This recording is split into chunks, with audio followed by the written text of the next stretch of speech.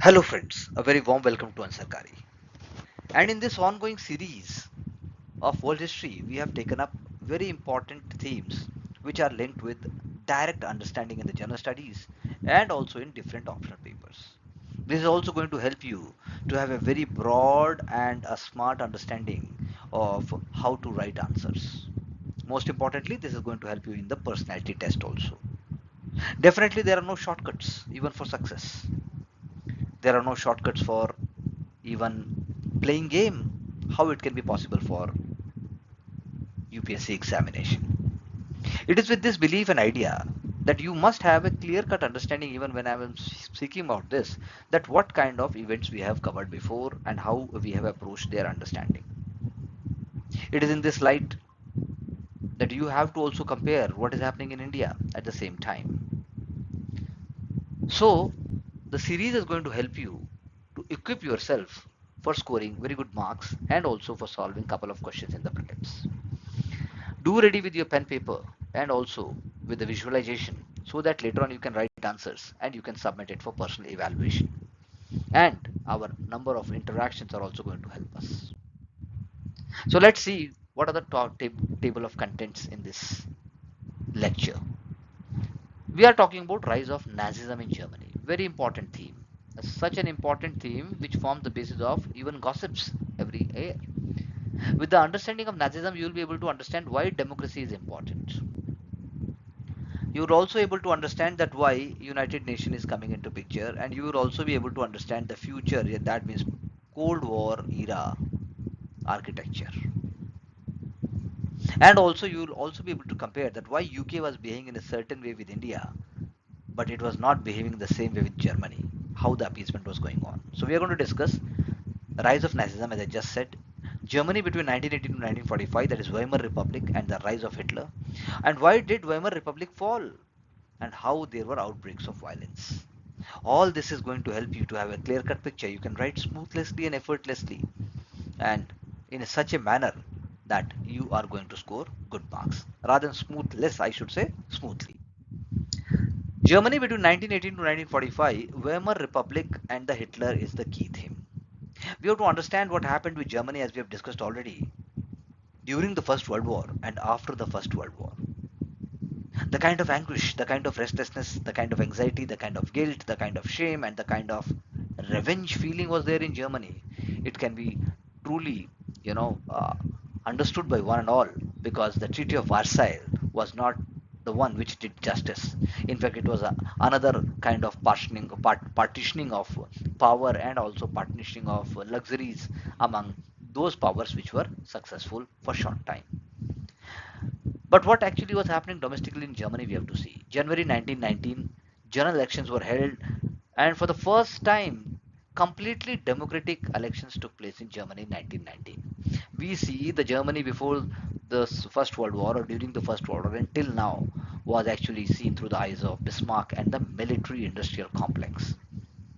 But here in Germany, Social Democrats emerging as the largest single party, and Ebert became the first president of the Weimar Republic.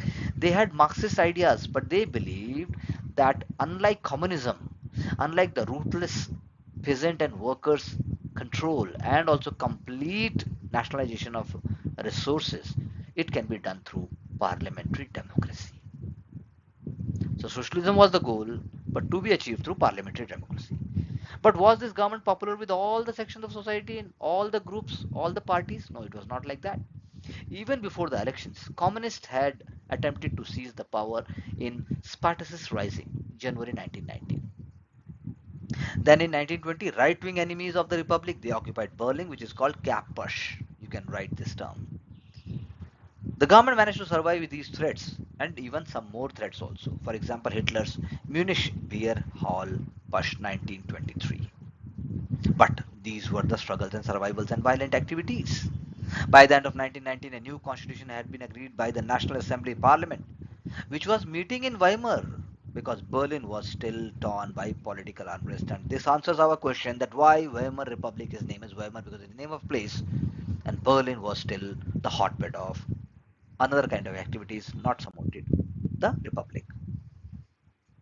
This Weimar constitution, which is called the most perfect democratic constitution of modern times, at least on the paper that we can say, gave its name to the Weimar Republic, which lasted till 1933 when it was destroyed by Hitler. Okay, we are using destroyed, you will understand why. It is passing through three phases. The first one, 1919 to 1923, a period of instability and crisis during which the Republic was struggling to survive. As I just said, number of events were taking place. From 23 till 1929, end of stability, in which Stresemann, or Gustav Stresemann, you can say, was a leading politician, and there was Davis Plan of 1924, by which USA was providing huge loans to Germany, and Germany was seemed to be recovering from her defeat. Okay, seemed to be recovering, like the way China is doing for Pakistan or even for other countries. And Germany was enjoying an industrial boom. Obviously, Pakistan is not enjoying so. But that trap is there. October 1929 to January 1933, instability again came back, the world crisis because of the depression, beginning with the Wall Street crash in October 1929 and disaster effects on Germany. It was producing 6.5 million people unemployed in those times. So the government will not be able to cope up with the situation, and by the end of 1932, Weimar Republic seemed to be on the verge of collapse. But how? That is the question. First of all, Weimar Republic had accepted the humiliating and unpopular Versailles Treaty with its arm limitations, repatriations that you have to pay money, and the war guilt clause, as I just said. Therefore, it was always associated with the defeat and dishonor. German nationalists were not ready to forgive the politicians and the Weimar Republic and the socialists for that. There was a traditional lack of respect for democratic government. There was no great admiration for it. In fact, there was a great admiration for the army and the officer class as the rightful leaders of Germany. In 1919, the view was always said that the army had not been defeated, it had been betrayed. It had been stabbed in the back by Democrats who had needlessly agreed to the Treaty of Versailles.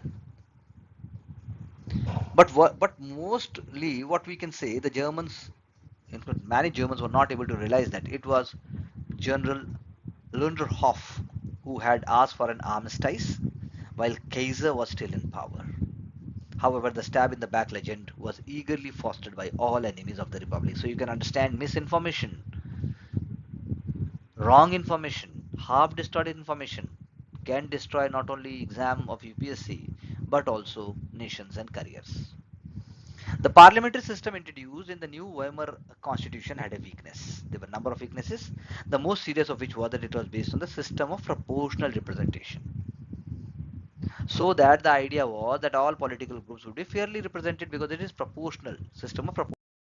So what we have to understand is that one party must be in power, but there were so many different groups that no party could ever win an overwhelming majority. A succession of coalition governments was inevitable. That means compromise on the agenda. Social Democrats had to rely on cooperation with the left wing liberals and Catholic center. That means everybody is vying for power, everybody is actually compromising on their core agenda, nobody is completely satisfied. Secondly, the political parties had very little experience of how to operate a democratic parliamentary system because before 1919, Reichstag had never controlled policy. It was the chancellor who had the final authority, and chancellor was the one who really ruled the country. But now it is other way around. Because in the Weimar Republic, chancellor was responsible to Reichstag, that is lower house of the parliament. Please do write down the spelling of Reichstag, very important. That means lower house of the parliament had the final say. The communist refusal to work with SPD meant that no strong government of the left was possible. And the disagreements became so bitter that some of the parties organized their own private armies for the self-defense. And to begin with, this will be increasing a threat of civil war. The combination of these weaknesses, you can say, it will be leading to more outbreaks of violence and attempt to overthrow the republic. So there were different regions and cities of Weimar Republic, each having their own agenda, each having their own mindset, and each having their own power, which it believed that it is the truthful. You can have an idea about the same. So the outbreaks of violence, as we have just discussed in brief in the beginning, now we can see in details. The Spartacist uprising in January 1919, the communists tried to seize the power, which became to be known as Spartacist uprising or the idea that who was actually Spartacus. Spartacus was a Roman who led revolts of slaves in 71 BC. It was the inspiring figure or inspiring incident. And second will be the recent success of Russian Revolution, led by Karl Liebknecht and Rosa Luxemburg. They were the one who occupied almost every major city in Germany. The government managed to defeat the communists only because it accepted the help of Freikorps. Who were Freikorps? These were independent volunteer regiments raised by anti-communist ex-army officers. That means government is giving a sign that it is not capable enough and it had to depend on private forces, and over these private forces itself it is having no control. The two communist leaders did not receive a fair trial. They were simply clubbed to death by Freikorps members. Not only these two communist leaders, but one can say other leaders, middle level leaders also, they will be killed, assassinated, and so forth. Similarly, the Kapp Putsch, March 1920, attempt by the right wing to seize power, sparked off when government trying to disband Freikorps private armies. They refused to disband and declared Dr. Wolfgang Kapp as chancellor. Berlin was occupied by Freikorps regiment and the cabinet has to flee to Dresden. That is what we have just discussed. The German army, that is Reichswehr, took no action against the push or the coup because the generals were in sympathy with the political right. So in the end, workers of Berlin came to the aid of social democratic government by calling a general strike, which paralyzed the capital. Kapp resigned and the government regained control. But then worse things were to come. The government was so weak that nobody was punished, nobody was put to trial except Kapp, who was imprisoned. It took 2 months to get the Fair Corps disbanded. Even the ex-members remained hostile to the Republic and many later on joined Hitler's private armies. So Hitler is coming into picture. A series of political assassination took place, carried out by ex-Freikorps members. Victims included Walter Rethinu, a Jewish foreign minister, Gustav Erzberger, leader of armistice delegation. When the government sought strong measures against such acts of terrorism, there was a great opposition from the right-wing parties who sympathized with the criminals. Whereas communist leaders had been brutally murdered, the courts let right-wing offenders lightly and the government was unable to intervene. So you can see a whole scenario was emerging. In fact, throughout the Germany, legal and teaching professions, the civil service, and Reichswehr tended to be anti-Weimar, which was crippling, which was a crippling handicap for the republic. So no section of society, including civil society, military, supporting the republic. So you can say the republic cannot survive. So Second World War, the seeds for it is laid down at the end of First World War only. World War One ends 1918, Spartacist revolt starts, and then you can see Treaty of Versailles, June 1919. Then you have hyperinflation is beginning in January, Munich push in November 1923, Davis Plan in 1924, and SS is established in 1925. Freikorps, you can understand and you can see what they could have done. Hitler's Beer Hall push is another important event. Another threat to the government occurred in November 1923 in Bavaria, at a time when there was a much public annoyance about what? About the French occupation of the Ruhr region. And there was a disaster fall in the value of mark. Hitler was helped by General Ludendorff, aimed to taking control over Bavarian state government in Munich and then led to a national revolution to overthrow the government in Berlin. But this was the vision, this was the idea, but police was easily able to break up Hitler's march, and the beer hall push, the so-called march, set out from the Munich beer hall in which Hitler had announced his national revolution the previous evening. That is why it is called so. It fizzled out. Hitler was sentenced to 5 years imprisonment, but he served only 9 months because Bavarian authorities had some sympathy with his aims. At the same time, the violence did die down during the years of 1924 to 29 as the republic became more stable, but the unemployment kept on growing and the private armies expanded. Regular street fights occurred, usually between Nazis and communists. All the parties had their meetings broken up by the real rival armies, and the police seemed to be powerless to prevent it happening. That means chaos and parliamentary ethos were definitely crushed down. All this showed that the government was incapable of keeping law and order. Respect for it was dwindling down with time, and increasing number of people began to favor return to a strong authoritarian government which would maintain strict public order. That means public order was at the heart because it is one of the key features of any stable and any citizen centric government. But whether it is beer hall push, you see, whether it is Kapp Putsch, whether it is private armies expansion, don't you think these were the signs which should have been taken as a waking up call by UK, US, and other powerful countries, including France? But then everybody was busy, like in the present days times also, in the self aggrandizement. There were economic problems also, because economics forms the base of any nation, stability and also prosperity. But the failure of republic was sure because economic problems were not ending and it was incapable of solving them permanently. For example, in 1919, Germany was at the close of bankruptcy because of enormous expense of the war, which had lasted much longer than people expected. Attempts to pay reparation installments made matter worse, and in August 1921, after paying this 50 million due, Germany requested permission to suspend payments until her economy recovered. So it was a fair ask that I please give me some more time, but France refused. And in 1922, Germans claimed they were unable to make the full annual payment.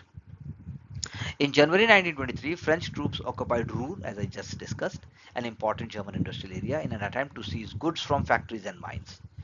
German government ordered the workers to follow a policy of passive resistance, another form of satyagraha if it is done correctly. And German industry in Ruhr was paralyzed. The French will be failing in their aim, but the effect on German economy will be catastrophic, and a galloping inflation and collapse of, you can say, the economy was sure. The rate of exchange at the end of war was 20 marks to the dollar, but even before the Ruhr occupation, reparations difficulties had caused the mark to fall in value. It was continuously it was devaluing. Its value was going down. Disaster decline was reflected.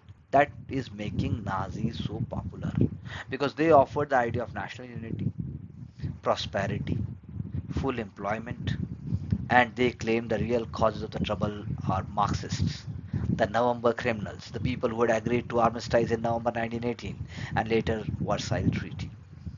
Even along with that, Jesuits, Freemasons, and Jews, they are the one who are actually the culprits. Nazis promised to overthrow Versailles settlement, which was so unpopular with most Germans because they all were very keen and ready to build Germany into a great power again. That means all Germans, including in Germany, Austria, Czechoslovakia, and Poland, they must be brought into Reich. That is what Nazis, or you can say Hitler, is talking about. The Nazi private army, SA, that is Sturmbannwagen, stormtroopers, was attractive to young people out of work. They were ready to be part of it, they were getting a kick out of it. It was giving them a small wage and a uniform. Wealthy landowners and industries also encouraged Nazis because they feared a communist revolution. They believed that Nazi policy of hostility to communists will be making them safe and secure. Hitler himself had extraordinary political abilities. He possessed tremendous energy and willpower, and a remarkable gift for public speaking, which enabled him to put forward his ideas with a great emotional force. Go and listen. He used the latest modern communication techniques, mass rallies, parades, radio, films. He traveled all over Germany by air. Many Germans began to look forward to him as a sort of savior figure. A full version of his views and aims was set out in a book called Mein Kampf, My Struggle, which he wrote in prison after the Beer Hall Push. And many candidates, even in UPSC examination, they claim to have read this book and they feel that by reading this book they will become more fit for examination. You can obviously read it, but then that is not the case. The striking contrast between the governments of the Weimar Republic and the Nazi Party impressed the people. People were able to choose. So, without the economic crisis, it was doubtful that Hitler would have had much chance of attaining power. Economic crisis precipitated the whole thing. In January 1932, or I should say July 1932, Nazis were the largest party. In July 1932, Nazis were the largest party, but Hitler failed to become chancellor partially because Nazis still lacked an overall majority. They had 230 seats out of 608 in Reichstag. And because he was yet quite respectable, not yet quite respectable, like the way it is to be believed, the conservative president Hindenburg viewed him as an upstart and refused to have him as chancellor. It was in these circumstances Hitler will be trying to look forward to capture power come what may. That is how the resentment towards the Treaty of Versailles, the private army, the charm of Hitler, and the Weimar Republic and the war memory, they are some of the factors which were responsible for the Second World War and the future of Germany to come. And you can link these with other world events also and the contemporary events also, and you can think about it how things cannot be changed overnight. Hitler is becoming chancellor by January 1933. In the end, it was a political intrigue that was going to bring Hitler to power. A small clique of right wing politicians with support from Reichswehr decided to bring Hitler into a coalition government with the nationalists, and the main conspirators were Franz von Papen and General Kurt von Schleicher. These people were responsible ones for bringing Hitler into the main limelight. And their reason for this momentous decision were they were afraid of Nazis attempting to capture power by push. They believed that they could control Hitler better inside the government than if he remained outside it, and the taste of power would make Nazis modify their extremism. Nationalists had only 37 seats in Reichstag following the elections of July 1932. An alliance with the Nazis, which had 230 seats, would go a long way towards giving them a majority. All things wrongly believed. The nationalists did not believe in genuine democracy. They hoped that with Nazi cooperation they would be able to restore monarchy and return to the system that had existed under Bismarck, in which the Reichstag had much less power. So, these ideas were to destroy Weimar Republic. These right-wing politicians were prepared to go ahead because it would give them a better chance of controlling the communists who had just got their best results in July elections, winning 89 seats. Now, these ideas, or you can say complicated maneuverings involving Papen and Schleicher and a group of wealthy businessmen, President Hindenburg will be persuaded to dismiss Browning and appoint Papen as a chancellor.